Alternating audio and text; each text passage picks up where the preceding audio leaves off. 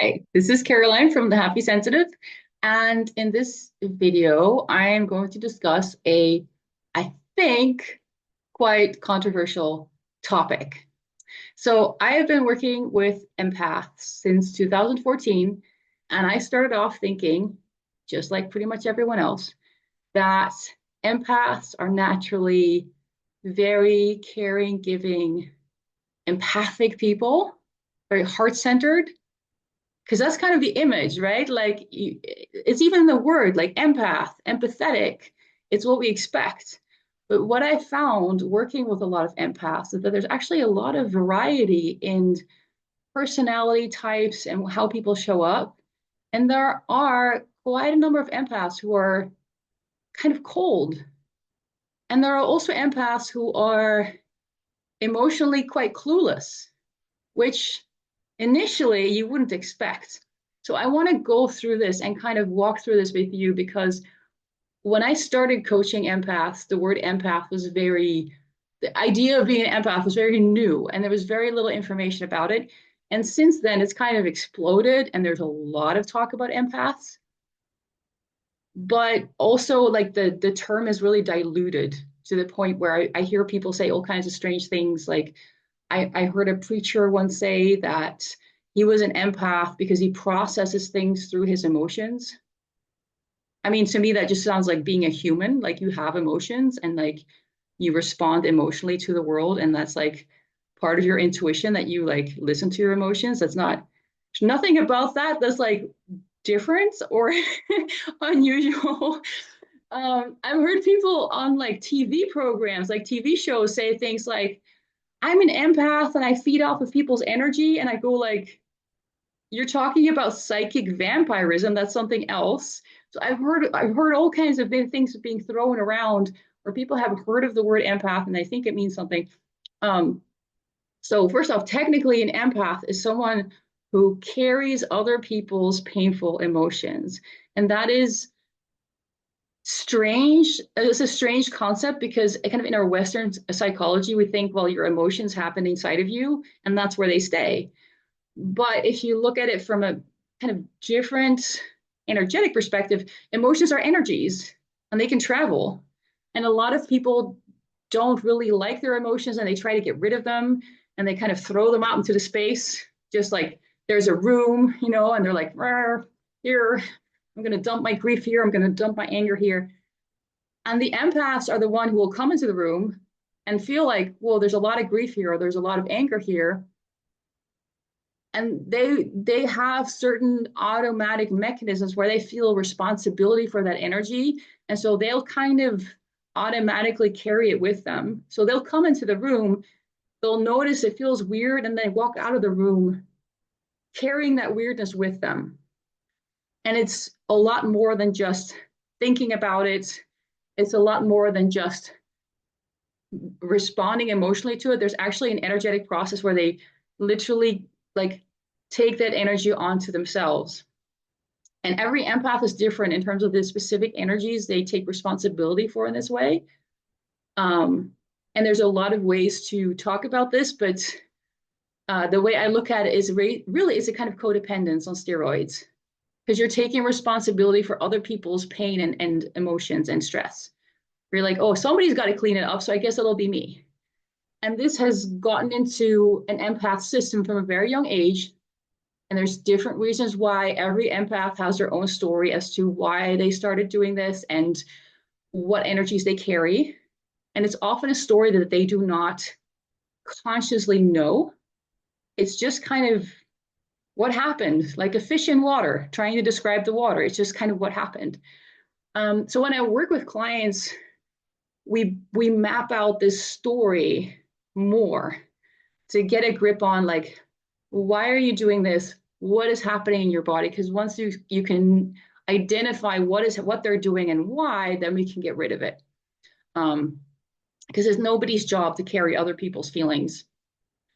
First of all, it's just too much. And secondly, you can't do anything useful with that energy.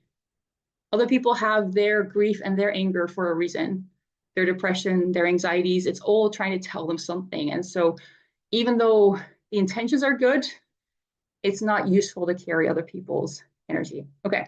But that is what an empath is. It's someone who carries other people's baggage, really, and they don't benefit from it. This is not somebody like happily feeding off other people's good vibes. That is psychic vampirism, what I call psychic narcissism. That's something else. Um, so empaths tend to just kind of do this, not knowing that they're doing it, but they just notice they get really bogged down around people who are hurting. And again, for every empath, that story is different. Some people can go into a nursing home with a lot of depressed old people, for example, and be totally fine because for some reason, depression doesn't get to them.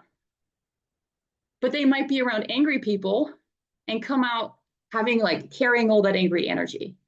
So if an empath were to like pick up on everything, that they wouldn't be able to survive. That is way too much. Everyone has like there's very specific things they've become sensitized to that they take responsibility for. And this is why, one empath can go into a room and be fine, and another empath goes in and is like, oh my God, what's happening? So that's that. That's that. And so, okay, so you would think from the talk about empaths, they're very caring people because they want everyone to feel okay. But the reality is, it's a very technical thing. There's energies in the room. So let's take some random objects and have a massage roller here. Oh, Zoom is blurring it out. I'm sorry. I have a watch and what else? A little jar or something. So let me keep this in view so it doesn't get blurred. So let's say you have these three things, right? And now they're just objects, but let's imagine we're in the energy world and there's these three things are floating around the room and they're actually emotions. And the empath can sense them, but doesn't necessarily know what it is. Because here's where other things come in. Some empaths are very emotionally attuned and have really good EQ. They understand this feeling, this tension is anger. This slow moving mass of is grief. This frantic energy is panic. Like they have learned that. And so they can identify those feelings in themselves and in the spaces they go into, right? So they go into a space, they're like, whoa, this is really panicky. And they're like, oh, I feel really angry here or really sad, or I feel all these things.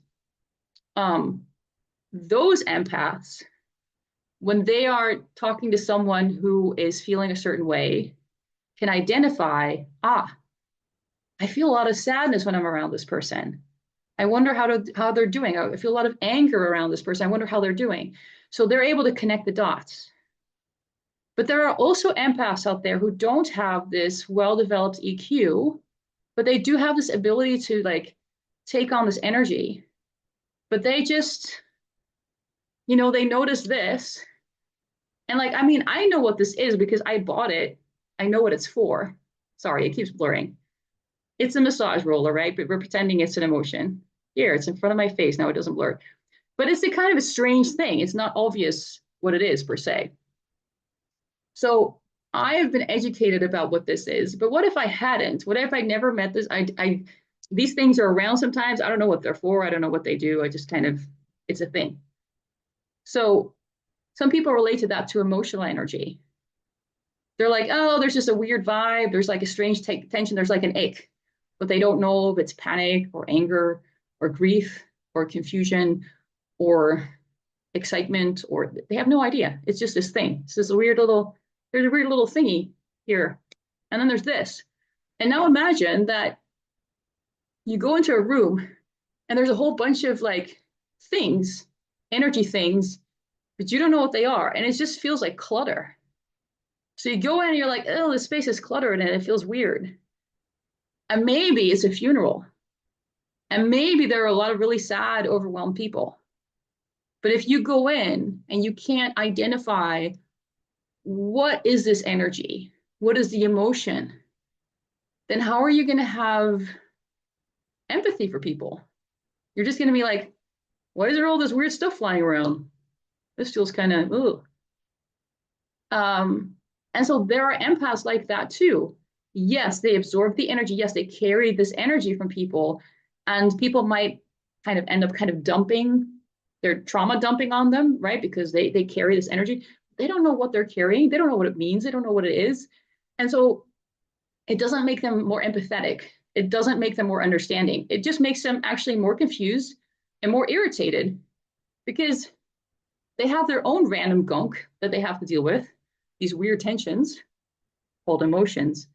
And now they have other people's gunk to deal with as well. And so some of these empaths, they get really frustrated with the world and they get very prickly.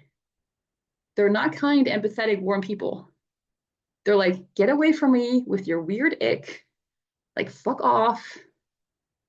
Very different vibe. So that's the EQ, the understanding of it, right? But then there's another component that's important. For someone to truly be kind and loving and supportive of others, they need to actually be interested in what other people are going through. There are, surprise, surprise, very self-absorbed empaths out there as well. These are people who they take on other people's stuff. But when I say I'm going to take on people's stuff, they don't do it consciously. They don't decide in their mind, I'm going to do this. It's like this old habit from days gone by that they developed. They don't quite know why or how, but it's something they just did, and now they keep doing it. So it's not something they want to do per se, and it's not something they feel or are in control of in a conscious way. So they kind of feel assaulted by their own abilities. And to really care about people, they need to be a priority, right? When you go into a room, you need to care. I need to care about how I feel and how this person feels and how this person feels. What's your experience like? How are you doing? Are you okay? Like, how are your friends? How's your dad? How's your mom? How's your sister? But if I am just so obsessed with my own pain, where I'm like, there are all these weird things and they're everywhere, and then I get really obsessed with this. Um, I might go into a room and just be like, I don't care about your pain. It's just more things to unscramble or deal with. I have enough of my own stuff to deal with. And so some empaths are like this. They're very much like, poor me, or just like overwhelmed me, like stressed out me. And sometimes understandably so, and it's temporary. But there's also people who are just like chronically like this. They're like, I have all this stuff I need to deal with, and it's not fair, and why? And even though they have the capacity to understand people well and know what's going on with people, they don't really care. They don't want to know. They're like, you know, I don't care if you're hurting. I don't care if like, and so some of these people, there are people out there who are very attuned to other people's emotions, but they're somewhat psychopathic. And even though they can sense that something is hurting someone or something making someone sad or confused, they don't care about that person and their experience. They do know this is the effect I'm having. These can be very dangerous people because they're very good at like homing in on what do I need to do to have the most power over someone, but they don't truly care about this other person. Which, the reasoning is always like, well, if you can feel that others are hurting, surely you must be super caring and loving, right? But like I've just explained, not everyone who is an empath actually understands what they're feeling in terms of emotions. For some of it's just like weird ick. And then because it's just weird ick, they don't really understand what people are going through. People are just like sources of weird ick to them. And then on the other hand, you have people who might be able to identify how things are affecting people, but they just don't care about the other person because they're really self-absorbed, or they're just psychologically very different, psychopathic, where they just kind of don't give a crap. It's not a priority for them, right? So it's the empath ability is something that exists alongside everything else about someone's personality, and it doesn't determine things. It's just like another factor in this combination of of abilities and tendencies that someone has. And it plays out in different ways with different people. Um, this is also why there are legit people out there who talk about being empaths and who are empaths, but they're also incredibly awful people. They're total assholes. Um, there are even people who flip back and forth between different states. I've seen this happen. It's very strange. I have some theories about it, but I'm not a psychiatrist, so I can't really pinpoint. So I'll just kind of describe what I have noticed. But there are people who they're in an empath modus where they're quite open to listening and kind of receiving what is happening around them, and then they also receive and carry other people's burdens, which obviously sucks for them, but they are in that mode. But then something will set them off and they split. They split the other person black and they go from being trusting and open to the interaction to suddenly mistrusting this person and like this person's all evil and they're horrible. Like one moment you're an angel, we're connecting, right? You're an angel, we're connecting. Oh, this is great, great. And then you do something they don't like. Suddenly you're the devil, you're horrible. That's what splitting is, like that extreme from one to the other. Some people, when they split, something, I don't know how they do it. It's kind of a mystery to me, but they get into such a rage that the empath sponging, the absorption of other people's burdens completely stops. It's not happening in that moment. And instead, they start fireballing at everyone and anything. So they start hurling their rage and hatred at people as energy. So psychically, they become very abusive. And those people are scary because if you meet them when they're in empath mode, you're like, oh, this is like a kind, like insightful person. But then you do something that sets them off and you get bombarded with crap. And because they do actually listen to you and they do actually show an interest, they also know what'll hurt you. And in that moment, all they want to do is destroy you. And the weird thing is, some of these people who do that, they talk a lot about how they care about being loving and they would never hurt a fly. And oh, and then sometimes they don't feel loved and they just want more love in the world. But when they turn attack hound, they will like specifically target other people's heart. They specifically bombard other people's heart with hatred and rage and blame and resentment and kindness and all kinds of stuff. And so even though they say they're all about love and caring and compassion and blah, blah, blah, when push comes to shove, that's exactly what they're trying to destroy in others. Another area they tend to attack is here. And I think a lot has to do with if you can see who they really are here, they don't want that. Plus, love isn't what some people make it out to be. Some people think love is like roses and romantic dinners, but love is really also a kind of healing presence that can be very confrontational. And I don't mean like fighting, angry, confrontational. I just mean, the way that if you are around people who don't really see you and they don't really care about you, you can walk around with your issues and they're not exposed because nobody gives a crap. And so you can pretend that you're fine, even if you're not.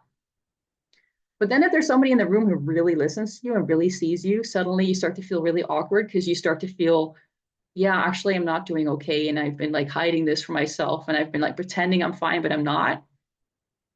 That discomfort comes when you're in the presence of someone who's loving. And that's the kind of love that some people really don't like. And so they will just try to destroy that heart and shut it down. So those people that flip back and forth, they go from being somewhat kind and empathetic to just raging ego. And you'll see some people online talking about this. They're like, I don't know what happens. Like, I don't know what hit me, like this person seems quite caring and understanding. And suddenly they're like the opposite. Or people say, well, they say they're an empath, but then they behave like this. Like, that doesn't make sense. And it doesn't make sense, but it's also because it's not the full story.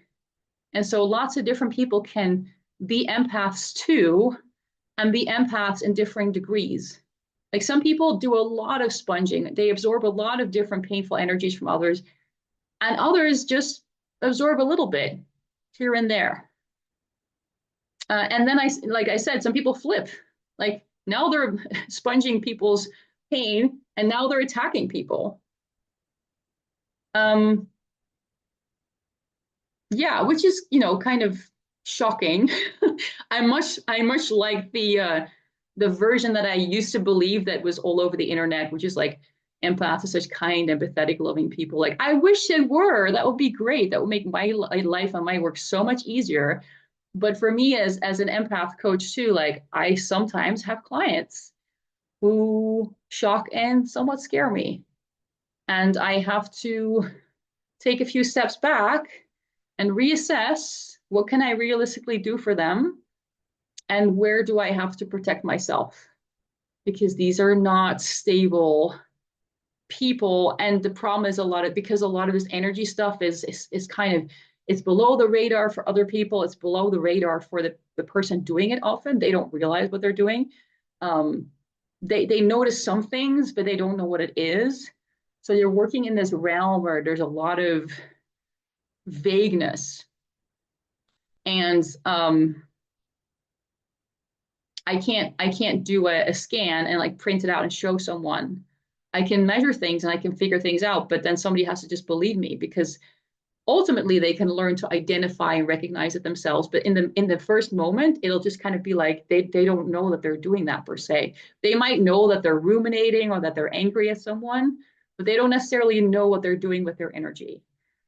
And so that's a big weird factor in people who are very psychic, including empaths, is that they haven't really learned to identify what am I doing and how does this work. And then a lot of them have been told that all this is bullshit anyway. And I'm sure there's plenty of people, if they were to watch this video, they would think that what I'm saying is just absolute bullshit, right? Because that's kind of like the standard vision about this. It's like this is just all like invisible bullshit. And so if you grow up with this idea that you have a sense there's something going on with you, but you can't quite pinpoint it, but everyone's telling you that's just invisible bullshit and you're just crazy, you're not going to investigate, you're not going to learn what it is you're doing, and you're not going to learn to control it either. So some people just get way out of control and they just learn to ignore everything they're doing on the energy level, because on a conscious level they think it doesn't exist. They've decided it doesn't exist, not real. um yeah, so that is something that happens.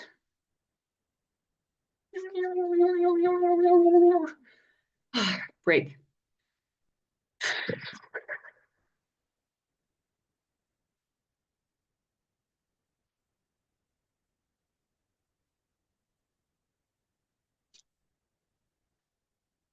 So I hope this helps some of you make sense of some of the things you've been seeing or experiencing. I hope it also kind of goes against this stereotype. Like just because you meet somebody on the internet that says they're an empath, like first of all, like what do they think it means? What is their definition of an empath? Because that's a whole other thing. But then even if they are an empath, it doesn't mean they're some kind of wonderful angelic being. They could be really, really scary, messed up people. Okay, so we have to step away from this idea that empaths are like, wonderful, loving, always trying to help.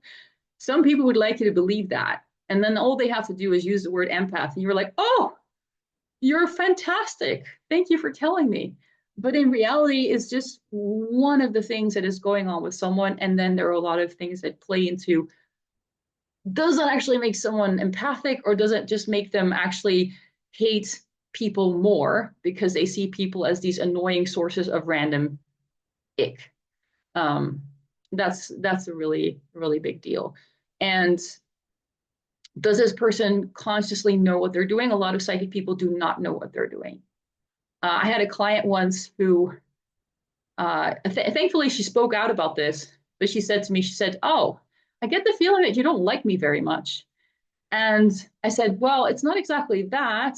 I said, but you tend to um, energetically kind of push yourself into my space, like at random times, random days, and you're kind of like psychic stalking, you know?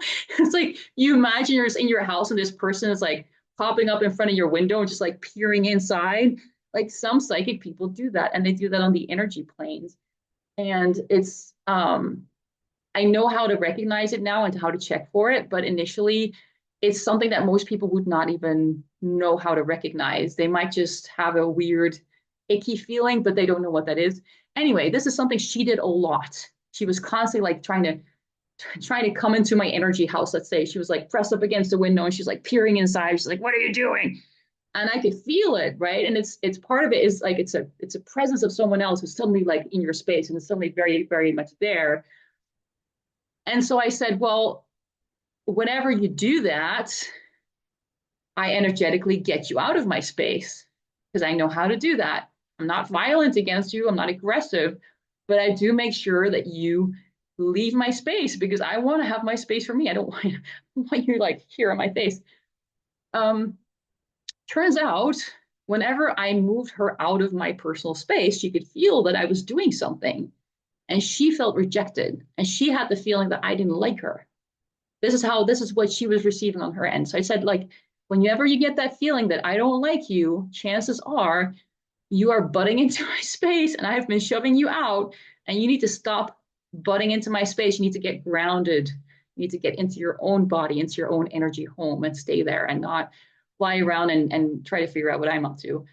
Um, and then she accepted that. She's like, okay, I kind of understand. And then she worked with that. Right. But so a lot of times with the psychic stuff, like people will have some sense of something going on, but they don't necessarily know what that is. And if you don't have an objective way to check, you can start making up your own stories. Like this client was doing that. She was like, oh, Caroline doesn't like me. It's not that I don't like you. I just don't want you in my face all the time. Like, it's a pretty reasonable expectation to have. Um, so so that's another thing that a lot of people are psychic, including empaths. They uh, tend to leave their body at times and are kind of flying around the neighborhood and doing all kinds of stuff they don't realize they're doing. They don't realize it has the impact that it has. They don't realize it affects them the way it does. And so there's a lot to learn on that front.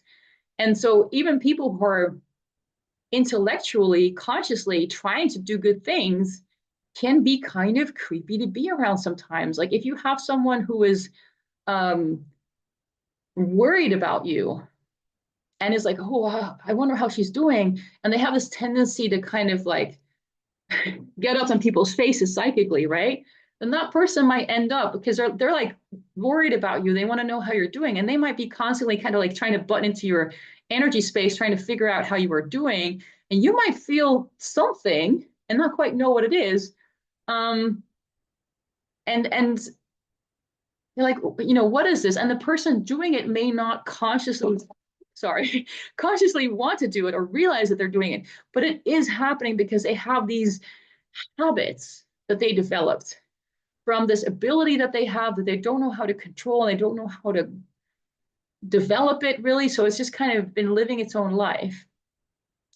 And often these things develop when we're kids, and if you're very psychic and very sensitive, then and you have parents who ignore you or who don't see you or don't value you or only value you if you become who they want you to become, then you're going to use your psychic abilities to like figure out what they want, right? And so you're going to be kind of like creeping around in other people's spaces trying to figure out like what do they want me to be, what do they expect from me, like what should I do.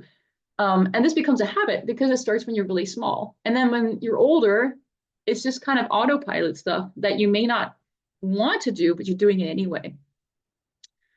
um Let me just check if there's anything more I need to say about this for YouTube at this time.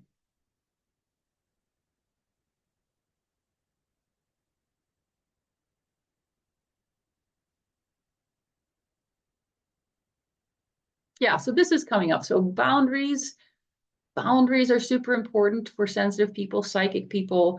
There's this idea out there that if you have a loving intention, you can do whatever. which is not true. I once had somebody reach out to me because they got into some trouble. They were trying to do a healing for someone and some strange things happened, and they were reaching out to me to try to figure out what they did wrong. And I was like, wait, what was the context here? And this person said, she said, well, this is my ex-boyfriend. He's in the hospital. He's in a coma. And I was thinking, ex-boyfriend.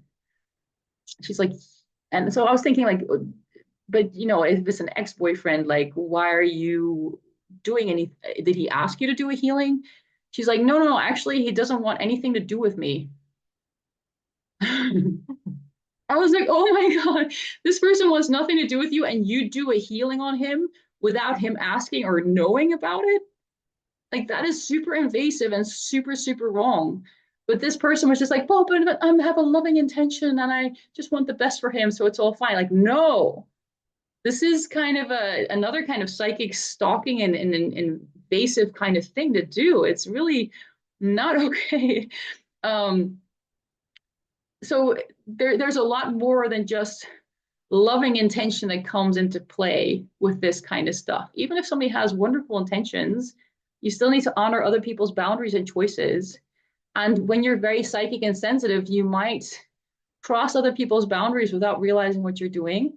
Or in this case, you might believe like this woman, she believed she was doing the right thing because she was trying to heal this other guy. But like that's not okay. Like healing is supposed to be something that if somebody wants that from you and asks you for it, and there's like a kind of an agreement, if this is what we're going to do, that's fine. But you can't force your love on someone like that. It's not love, it's control.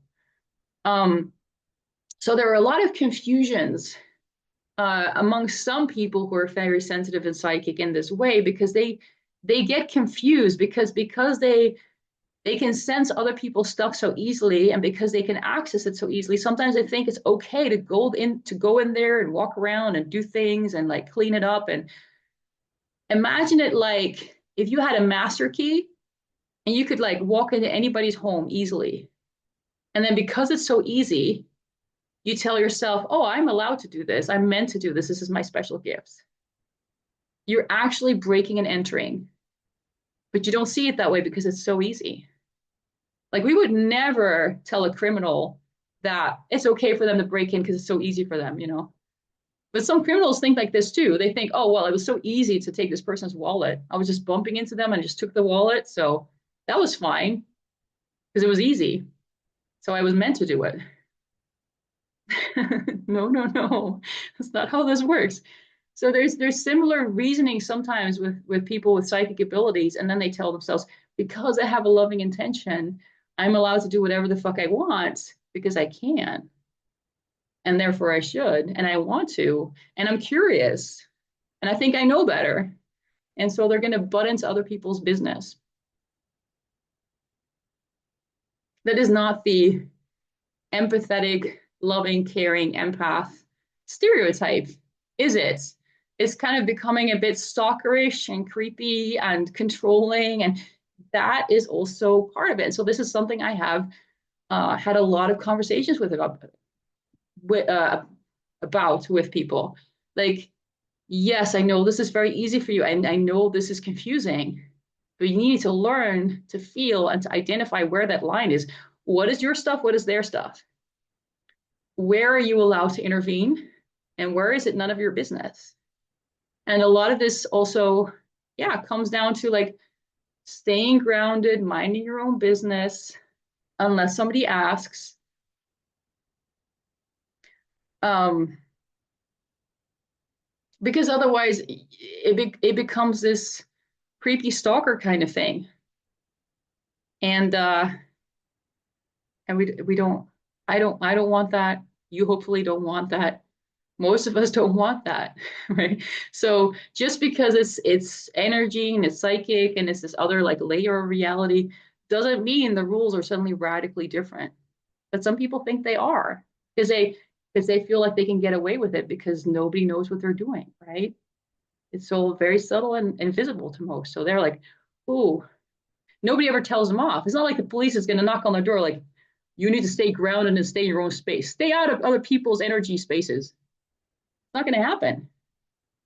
So sometimes I'm the only one who tells them, like, I know you think you're doing great, but no, you got to stay grounded in your own space, stay out of people's business because you're being invasive and it's not okay. And so all of that stuff comes into play when you potentially comes into play when you're dealing with somebody who is an empath. Some empaths naturally have wonderful, really good boundaries, right? You talk to them, they stay put. They don't impose themselves. They don't cross that line. They're very intuitive, but they don't interfere unnecessarily or unwantedly. And these are very, very nice people to be around. Very great to be around. They're good listeners. They really care. They have good sense of like morality and boundaries. But there are also empaths out there whose ethics and morality is somewhat skewed, to say the least, who don't really understand or want to understand that boundaries still apply, who don't really know what they're doing, who have certain desires and needs, and they get them met through their psychic abilities in ways that are not always healthy. And so a lot of that is out there. And all of that comes under the umbrella of empath, nowadays. And then to make things even more complicated, you've got the empaths who are actually psychic narcissists, aka energy vampires. These are the people who are technically, in my understanding of it, they're not empaths, because they don't take on other people's burdens. What's happening is they're constantly butting into other people's lives. They're constantly leaving their body. They're constantly flying around. They're constantly breaking and entering into other people's spaces. And then they manage to turn that into a victim story. Oh, poor me. I'm so affected by this couch in my neighbor's space. It's so annoying. It's so overwhelming. Why are you in your neighbor's space in the first place? Go home. Go into your own energy space. Right? So they do this constantly. They're constantly like, oh, and then they're like, oh no, all this energy is coming at me. Like, no, you are going towards the energy that is none of your business. And then you get overwhelmed by it. And then you call that being an empath. That happens too. And that is frighteningly common nowadays. The majority of empath coaches, and I know a lot of people are not going to believe me on this, and that's totally fine. Saying this for the few people who are like, huh, the majority of supposed empath coaches and people who call themselves empaths are not absorbing other people's burdens. They're constantly breaking and entering into other people's spaces, but they turn everything around because they don't know what they're doing. They just find themselves somewhere in the space with all this energy that is like overwhelming, kind of like sleepwalking, right? If you're sleepwalking, you wake up somewhere, you don't remember what you did. It feels very like it's happening to you. But if somebody was to actually monitor and record you as you go to sleep, and they can see like, well, you're actually walking out of the house and you're climbing into a tree and then you're like hanging from the branch. So that's why you're kind of feeling scared and overwhelmed when you wake up. You're doing all these things. You need to stay in your bed and that will be much better.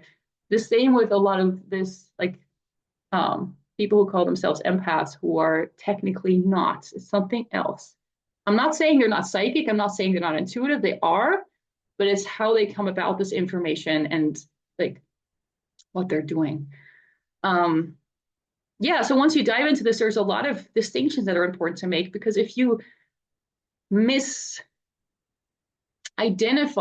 what is happening, you're going to try to apply solutions that don't really apply.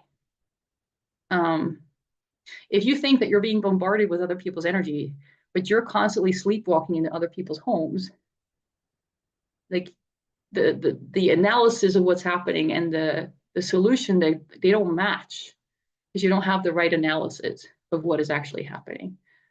So yeah, you've got that going on, and then you also have the people who are actually not empathic at all. But they have heard about empaths, and these are people who think emotions are very strange and supernatural. I don't know how they come to that conclusion, but they in their worldview, emotions are very, very, very strange. And so when they feel an emotion, they're like, wow, what is that? How did that get here? There's this emotion. No. And then they're like, well, this is so strange. I guess it must be somebody else's. I guess I'm an empath. I'm super psychic. And that's their like explanation for what they're going through. Because somehow they've created this sense of identity that's like has no emotions or only feels peaceful or whatever. And then everything that doesn't fit that, they just go, oh, well, that's somebody else's stuff. That's not me. Everything that's nice and supportive and perfect, that's my true self. And everything else is just other people's burdens that I'm burdened with because I'm so psychic. And so you've got those people sometimes also, speaking on the platform about how psychic and advanced or whatever they are, and it makes no sense. So if you're skeptical about some of the empath discussions out there, yes, be skeptical. There's a lot of things that are being thrown on one heap that are totally different things. And you've got a lot of people claiming the empath label because it's become this strange brand of wonderfulness. Oh, if I could call myself an empath, that means I'm a wonderful, spiritual, living being. And nobody can say anything negative about me because I'm an empath. Like, it's just kind of gotten really crazy. And so I really think we need to get back to the basics, take away all these frills, all this sugar coating, all this like, oh, it's wonderful. Take this off and just be like, what is the mechanism? What is happening? What is overwhelming someone? Where are they getting lost or confused? Um, where do they not know what they're doing, what's going on? And then how can they learn what is what and what to do and how to stay in their own space, stay grounded, not take on burdens they don't need to take on. Um, kind of simplify it instead of making everything into some kind of wonderful psychic journey through life that it was a gift given to you and now it's your duty to do all these things for all these people and like mess with other people's lives. No. A lot of this kind of floating around and being psychically advanced is really just people stalking other people on the energy level, and it's not okay. And a lot of spiritually, supposedly advanced people would be much better off if they learned to just be grounded and mind their own business. Because in the end, intuitive abilities can be wonderful. I'm not saying they're not, they have their place for sure.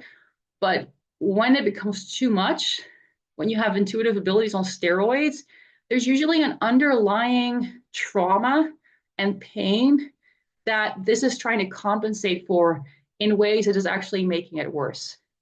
And so a lot of things that are called wonderful, amazing psychic abilities are actually a kind of codependence and trauma on steroids. And for the people experiencing these things, they'd be much better off if things can kind of be reeled in and things can become a little bit more normal. Because even if you reel it in as an empath, you're still going to have plenty of intuition.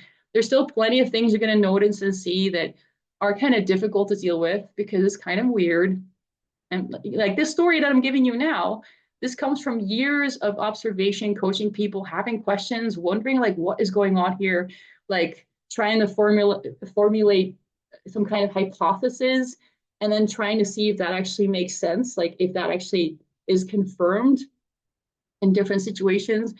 Um, but it's not the story of empaths that's out there. Like this is a very different story I'm coming with. And that is the real reality of being intuitive, is that you come to different conclusions about things. And you find that a lot of these narratives are okay-ish as a starting point, but it's not really what's really going on.